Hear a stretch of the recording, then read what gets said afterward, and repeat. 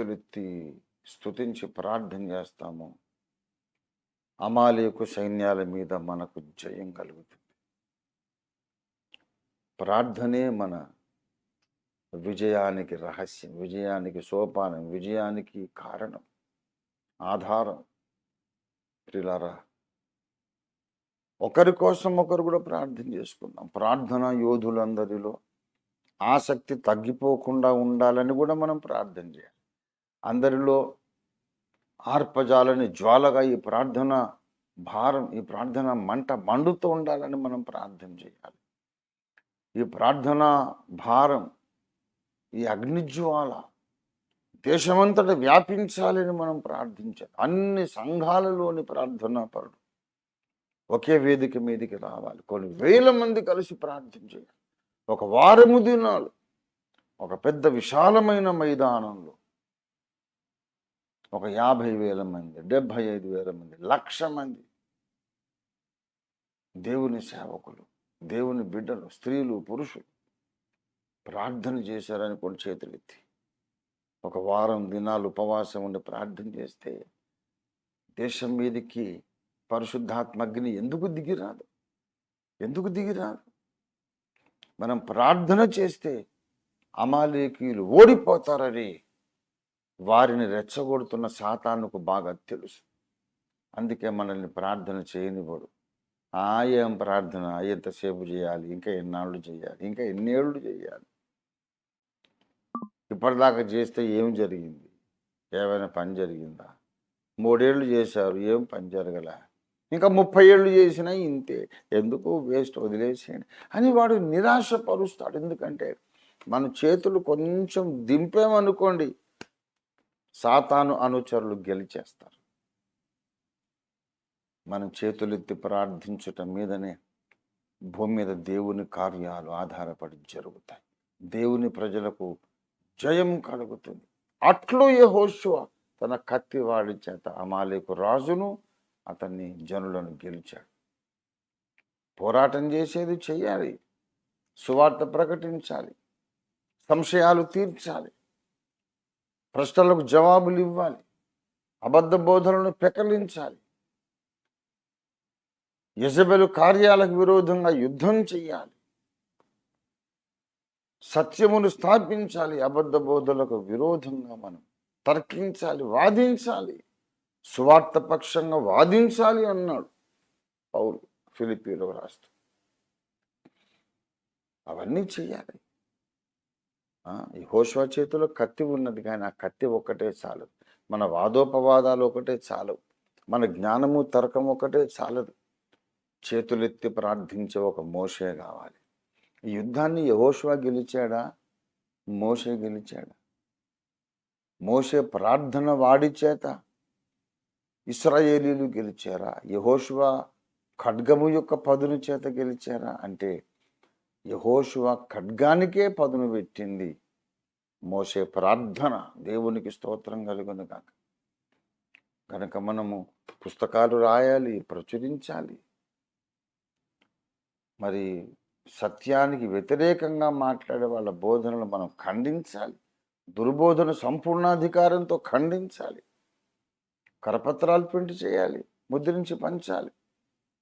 సత్య ప్రణాళిక గ్రంథాలను, సత్య గ్రంథాలను ప్రింట్ చేయాలి.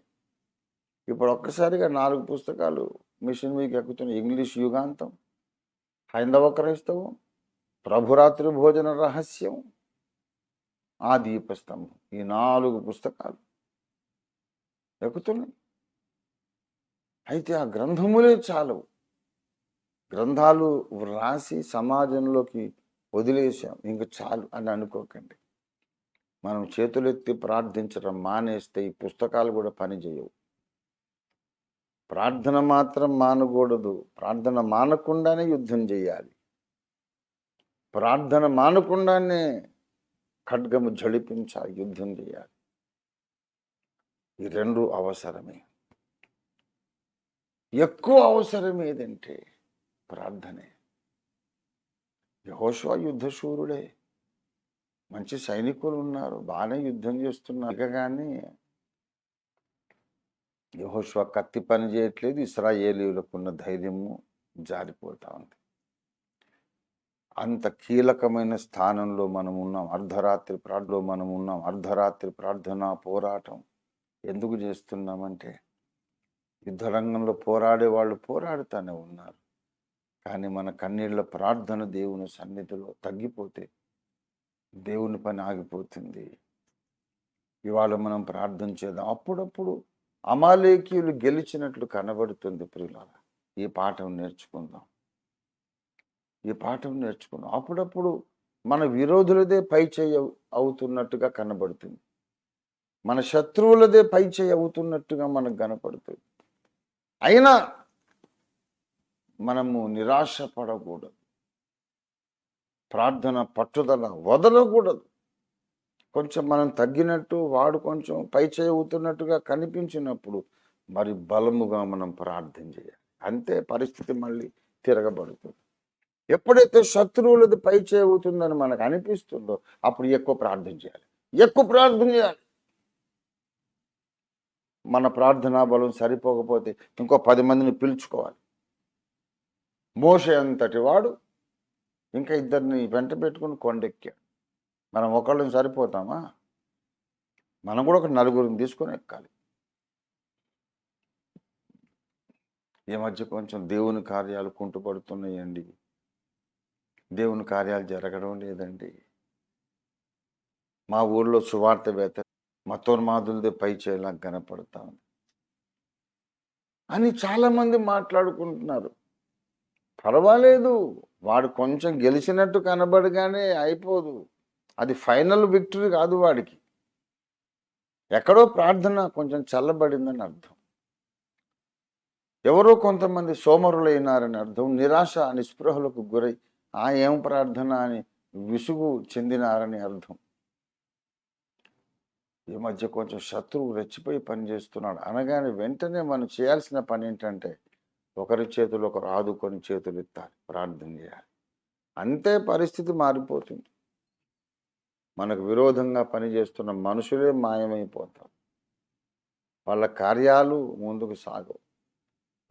వాళ్ళకు కలహాలు వచ్చి గొడవలు వచ్చి తన్నుకుంటారు, చెల్లాచెదురైపోతారు. గనక ఎప్పుడైతే కొంచెం శత్రువు యొక్క కార్యాలు బలంగా జరుగుతున్నట్టు మనకు అనుభవంలోకి వస్తుందో వెంటనే మనం మోకరించి మరీ ఎక్కువ ప్రార్థన చేయాలి. ఇంకొక ఉపవాస దినం ప్రతిష్ఠించుకోవాలి. మంత్రాలకు చింతకాయలు రాలుతాయా అని అంటారు. ప్రార్థన చేస్తే పనులు జరుగుతాయండి.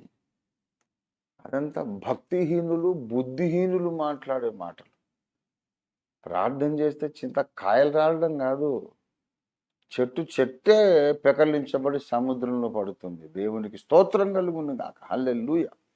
ప్రార్థనకు ఫలితంగా కార్యాలు తప్పకుండా జరుగుతాయి. అసంభవం అనుకున్నవి కూడా జరుగుతాయి. ఏది అసంభవం అనుకున్నవి కూడా జరుగుతాయి.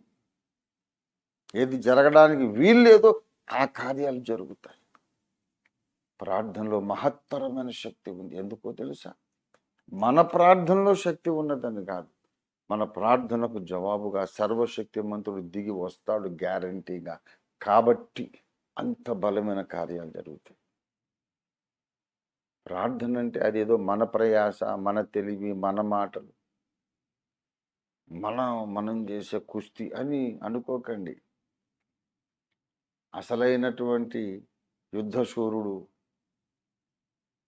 అనంత శక్తి సంపన్నుడు, బలవంతుడైనటువంటి దేవదేవుడు దిగి వచ్చే ఒక నిచ్చెనకు దాని మీద దేవుడు దిగొచ్చేస్తాడు. దేవునికి స్తోత్రం కలిగిన కాక దేవుని దింపుతుంది ప్రార్థన. దేవుడు దిగొస్తాడు. కానీ దేవుని సన్నిధి, దేవుని శక్తి, దేవుని బలం, దేవుని మహిమ దిగి రావాలంటే మాత్రం భక్తుల ప్రార్థన తప్పనిసరి. మోసే చేతులెత్తాలి.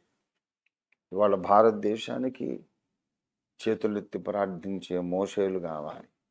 మోషే చేతులను ఆదుకునే హూరు అహరోనులు కావాలి. సువార్త ప్రకటించే వాళ్ళు కావాలి. వాదించి తరికించే వాళ్ళు కావాలి. యేసే రక్షకుడని నిరూపించే వాళ్ళు కావాలి. కానీ ఎంత చాకచక్యంగా మనం సువార్త ప్రకటించినా, తర్కించినా, వాదించినా, ఎంత బాగా బోధించినా ప్రార్థన తగ్గిపోతే మాత్రం పని ఆగిపోతుంది. ఆ కీలకమైన